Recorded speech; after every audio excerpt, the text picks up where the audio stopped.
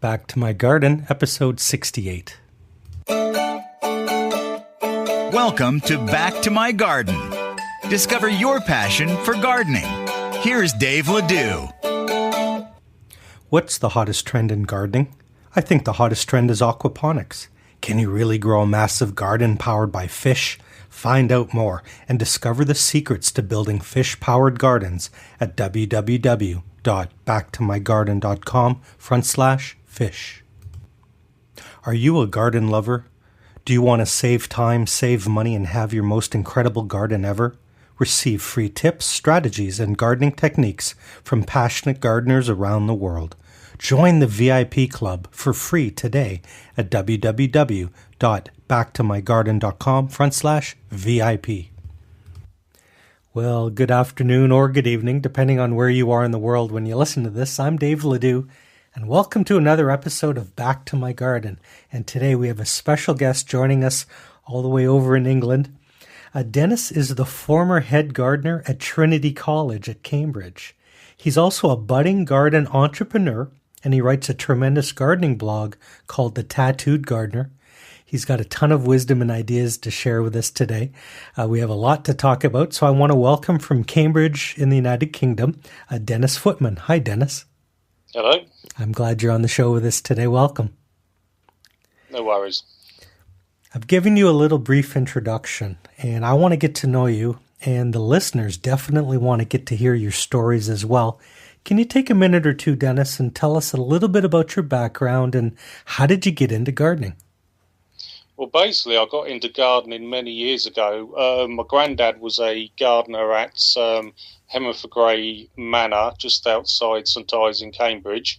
The lady who owned the place was a lady called Lucy Boston, who actually wrote the Children of Green Noah books. And when I used to follow my granddad around his own garden, I actually ended up following him all the way to Hemmerford Grey. And basically that's where my love of gardening came from. I'd done a little bit of work there in, work experience when I was at school, and then a little bit more afterwards when I left school. And it was actually Lucy Boston herself that encouraged me to do further, go into further education, horticultural education. And basically that's where it grew from there.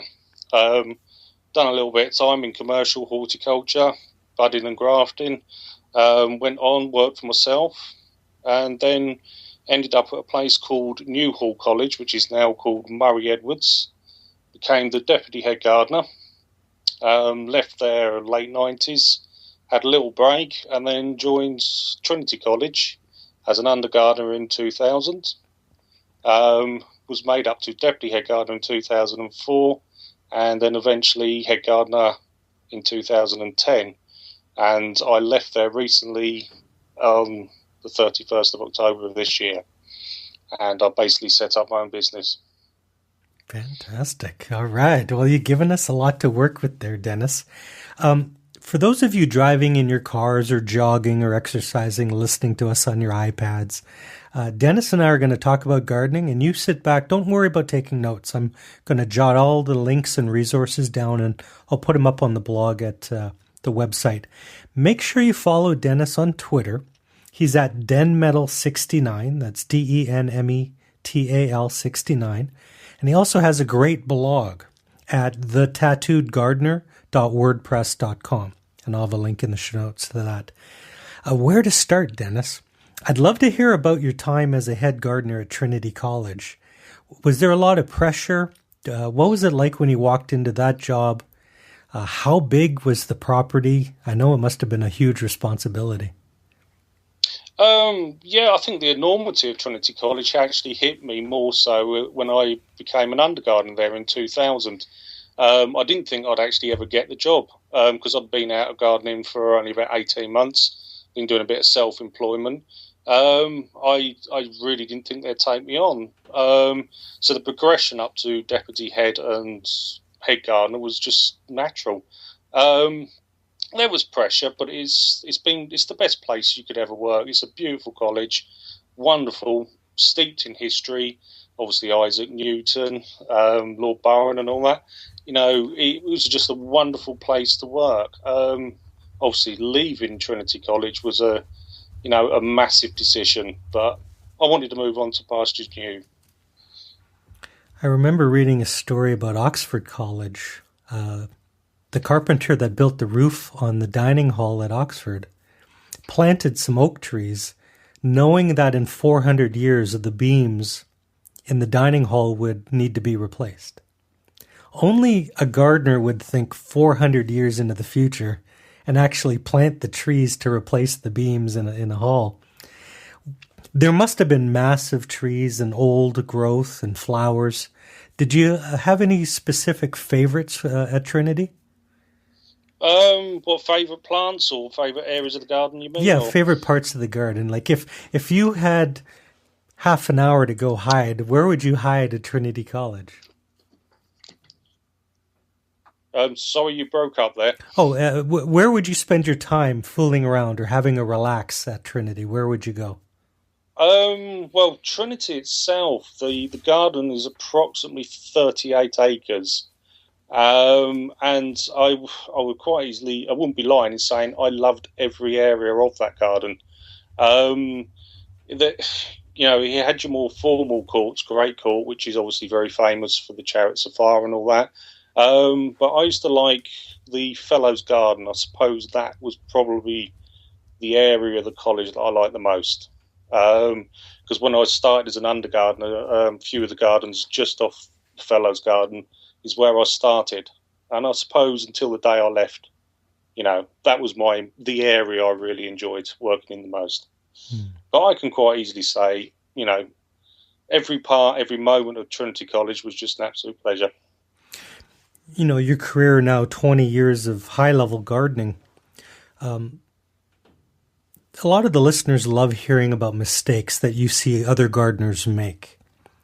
Can any come to mind? Do you see common mistakes being repeated in the garden? Common mistakes. Well, we all make mistakes, and you have to learn from them mistakes. I can't think of any at the moment that I've made, and I can guarantee I've made a few, but no, not really, no. Yeah, I guess in a garden, 38 acres, you have everything. I mean, it was very diverse. Yeah, it was about 39,000 square meters of formal lawn. You had, when you were a head gardener of any college, doesn't matter if it's Trinity College or a smaller garden, you have to be a jack of all trades, master of none sort of thing. Because one minute you could be, dealing with the lawns, and then you could be onto the trees, then you're onto herbaceous, and then you're dealing with the annual lists, and then the future bulbs, planting, and that sort of thing. And your whole working day could be very diverse. I wanted to ask you about things like poisons and weed killers, because the attitude has really changed over the last 25, 30 years. Were you kind of part of that change where, in the 70s, you could kill anything with poison, and now you'll go to jail if you do certain things, right? That's right. Well, obviously, you have to be extremely careful what you're using. Doesn't matter if it's a herbicide, pesticide. I'd always look at ways where you could try and not use the chemical to see if there was another way you could do that job without putting a chemical down.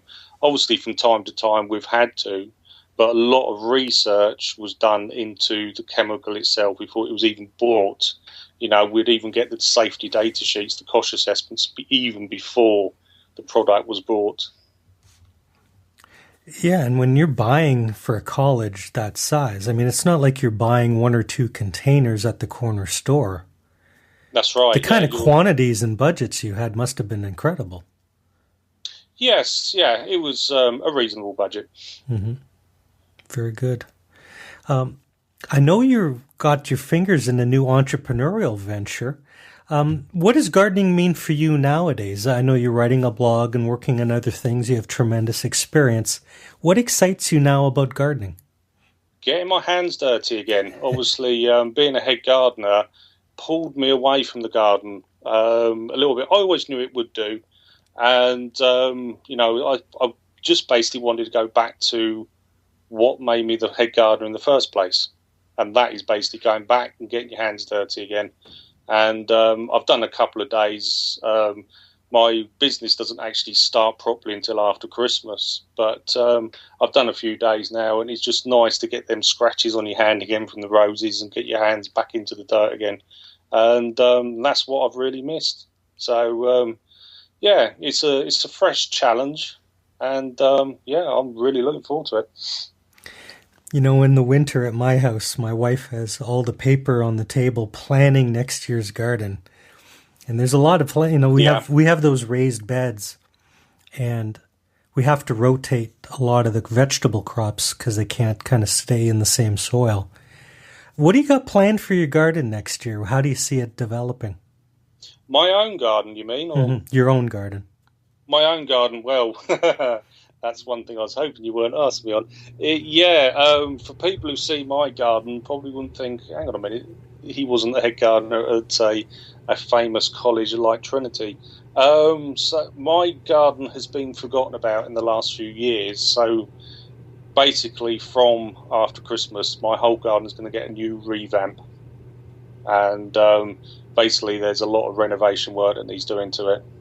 The lawns needs doing, the weeds have got out of control. And basically, I've got big plans, complete overhaul for my garden for next year. Now, Cambridge probably has very similar weather to London. We have a lot of international listeners. What's it like climate-wise where you live? Do you get a lot of heat or sun or rain? Everyone thinks that England it rains, but you have your own unique climate, don't you? Yeah, recently it's been a lot of wet weather. We're very damp and mild. Last winter, we never had a winter as such. I don't think I don't think we had any snow in the Cambridge area, which something I do miss. I do love the snow. They often say it's the driest part of England is around the southeast corner part. We did a couple of years, not long after I become head gardener, actually. We had a couple of years of basically very little rain. But that changed completely in 2012, where it basically we had one of the wettest years ever. So it can be very challenging to, because it's so changeable for me to sort of, as a head gardener or any gardener, to plan, for the next year, especially at Trinity. When one year you'd get snow, then you buy your ice melt for the following year, and then nothing happens. And things like that. But at the moment it's very mild and damp at the moment. Too mild for this time of year, anyway.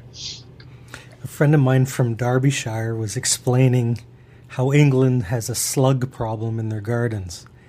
Do you have any strategies to deal with pests? Right, slug problems. They only really we never really had a major problem at Trinity. We did use the bird-friendly slug pellets from time to time, but it was only mainly the hostas. They attacked. We didn't have too much of an issue. Aphids and greenfly was quite a lot of an issue there, but often we used to use lacewings larvae to attack them, and they're quite ferocious when it comes to dealing with the aphids. But we did have a chafer problems in the lawn, which was reported on quite widely in the Cambridge area. A lot of the college did, and that is basically the cockchafer grubs, rose chafer, werewolf chafer would get into the lawns, eat away at the roots, and the crows would come along and basically lift the lawn for you. And some of the damage was quite devastating. You're making me smile. Where I live, the lawns have maggot problems, like grubs, and they're the favorite delicacy of skunks. So I have a neighbor, his entire lawn was just ripped to shreds by a pair of skunks trying to get at the grubs. Right. Oh, it was the crows that done the damage for us. Yeah, a crow is the national bird of England, I think. Yeah, too right. Very good, very good. Well, I need to get some tips and strategies from you for the novice gardeners. We play a game called 5 Quick Questions. And this is where I rapid fire some questions at you, and you kind of share your experience and wisdom with the brand new gardeners. Are you ready to play? Right, I'll give it a shot. Okay. In question number 1, what's the most popular excuse that you've ever heard why people don't garden, or why people are afraid to start a garden? Haven't got enough time. That is, do you mean as a thing at home or professionally? For most people, it's at home. Yeah, I would agree with time. Sure. Yeah, not enough time. That's the main one we hear. And I've seen the traffic around London. I know what it's like commuting, and the last thing you want to do when you're tired is garden. But I bet you gardening is something different to you than to most people, right? It's not just work for you. No, it's a hobby. Most professional gardeners, their hobby is gardening as well. So, to many that has had a stressful day stuck in traffic in London or Cambridge, because the traffic in Cambridge is dire, to spend a bit of time at home in the garden, you don't have to do much, a little and often. That's a good form of relaxation. Nice. Question number 2. What's the best gardening advice that you've ever heard? The best gardening advice I've ever heard. God dear, good one. Don't do it. I don't know. I'll tell you mine, and it might help you think. Well, of one. mine goes actually back to actually thinking about it when I used to do budding and grafting at a fruit tree nursery, because I started budding when I was only about 17. And I was always told first in the morning was to make sure you had a sharp knife, enough to cut the back of your hairs or the back of your hand, because you're less likely to cut your hand with a sharp knife than you would do with a blunt knife. Oh. And a blunt knife, you'd slip more than often and catch your fingers when you're budding. So yeah, I suppose that in some ways, yeah. That line of work must require an incredible amount of patience. Well, budding and grafting. Grafting. It's a skill that not many get into, not in this part of the world anyway. So I was very, very lucky to get into that. And it's another thing that I'm glad I've done. You mentioned fruit trees. Was it apples or a bit of everything? Apples, plums, cherries, pears, that sort of thing. We went into ornamentals and done a few ashes and that before. I've done it for 5 seasons. I call him my neighbor. He's about 15 minutes from me. He's an apple farmer, and he was doing peaches. Oh, and yeah. We lost all of our peach trees in our part of the world 3 winters ago. In February, it went up to about what they call like low 80s in Fahrenheit in the end of February, like 26 Celsius. And then it went down to below 0, and all the sap froze, and the trees like exploded. Yeah, just killed everything, and it's tough work being a farmer, I think, sometimes. Yeah, you have extreme weather out your way, didn't you? If you ever think of a map of North America, there's this collection of lakes called the Great Lakes, kind of in the top northeast, and I live right on the edge of what they call Lake Erie. And this time last year, we got 3 feet of snow in 28 hours. I'm quite jealous, but that must have been really hard. You get to meet your neighbors because they can't get out of their house, and you just... Yeah. We went around, and I saw this little woman. She's about 5 feet tall and 100 pounds, and she stepped off her front step, and she almost disappeared. The snow was up to her chest, and so we all had to dig her out of the snowbank, and and then a week later, all the snow was gone. Yeah, oh dear. Now, each year I pray for snow. I've got to admit, I've never grown up out of that. So, my youngest is the same. She loves it. So it plays a role, too, winter. It kills some of your bugs and some of your pests and moistens the soil. That's right, yeah. Well, the weather in England, or especially in our part of the world, it seems to get stuck. And like I said, we didn't have a winter last year. It was very mild and wet. It was a nothing weather. But a couple of seasons prior to that, obviously not to your extent, we had some very cold winters. And I think you need that. It helps the garden. Absolutely. Oh, question number 3. You've been gardening a very long time. What's one or two things that you love to grow, and what's one or two things you hate to grow? Right, that one's easy. The plant I love the most now, like I said, I got into gardening because of my granddad. And in his garden, he had a wonderful shrub called Daphne odora aurea marginata. And that is my all-time favourite and always will be. And unfortunately, I lost my nan in 2008. And the day of a funeral, the scent coming from that shrub was amazing. So it's got sentimental value as well. Very good. The plant I hate the most is, there's a couple of actually.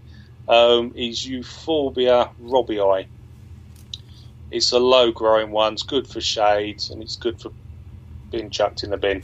It is a running joke a little bit at Trinity because a lot of the gardeners knew if they wanted to grow it, they'd have to really sell it to me for me to accept it because not a favourite of mine. And the other one is Forget-Me-Not. Forget-Me-Nots, yeah. Not a fan of that at all. Do you have ivy growing there? Ivy, yeah, we have a lot of ivy actually. Some of the variegated ones, it serves a purpose. Obviously, the common ivy, yeah. The reason I ask is it invasive at all?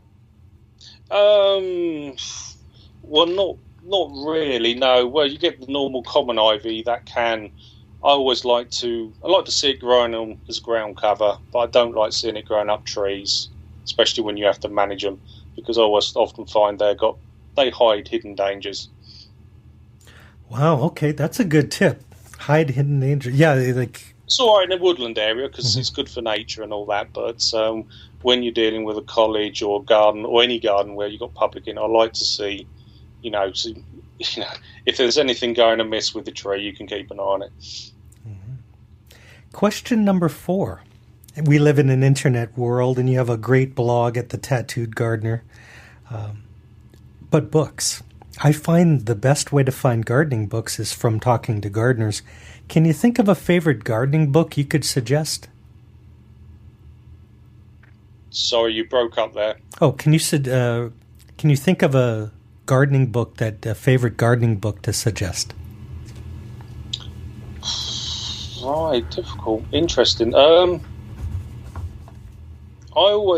I left to go on to do what these called the YTS scheme many years ago in 1986, where I went to was a wholesale nursery, and I was always told it was the Hillier's Book of Trees and Shrubs, and I was told by the owner at the time, this is the Bible for this area, area of horticulture. And I suppose that that has always been the book that I'd have in my collection. Nice. Question number 5 is a fun one. There's no right or wrong answer. It calls for you to predict the future. What's one thing that you've never grown before that you would like to try to grow in your garden next year? And what's the number one thing you recommend a beginner try to grow next year? Right, the one that I would like to grow next year. Oh dear, I've not really thought of that. In my own garden. In your own garden. You've never grown it before, but you want to try. Right. There is one that springs to mind that I do want to plant in my garden for next year because, without trying to promote my blog a little bit, I do this, it started as a bit of fun, a thing called the Rock Garden, where my other passion in life is heavy metal rock music, and I combine that with plants. And it's Panicum virgiatum heavy metal is a grass that I always wanted to grow at Trinity, but never got the chance. So that is probably a grass that I will be putting in my garden for next year. Can you tell me that name one more time? I'm going to put it in the show notes. Panicum virgiatum heavy metal. Wow. You just want... People love things that nobody else has. Like, Well, it's not too rare, but it's, obviously the name, of course, the love of heavy rock music, that's sort of a combination of the both. You love heavy metal. I got to see Sabbath last 2 months ago. Yeah, I've seen them, but without Ozzy. For the first time, and they're not young men, and they were amazing. Yeah, the old ones are still the best ones. So. I highly suggest, some of the bands I grew up on, they're getting up into their 60s and 70s years old now, so you don't have that many more chances to see some of them. That's right, yeah. Yeah, a lot of people don't know heavy metal was born in England. That's right, yeah. They often say a lot of it in the West Country, in the Birmingham area. So. Yeah. Sheffield and Birmingham and all those tough towns. That's the ones, yeah. Yeah, very good. Okay, so that's the one you're going to grow. Now, if someone's a brand new beginner, what's something they should try to grow next season if they're a beginner? It depends what they're looking for, really. Another thing I always like is scent, and I mentioned it a little bit with the Daphne odora. Something that's easy to grow, not too difficult, but obviously... Oh, dear. I think any of the Philadelphus. Nice. Yeah.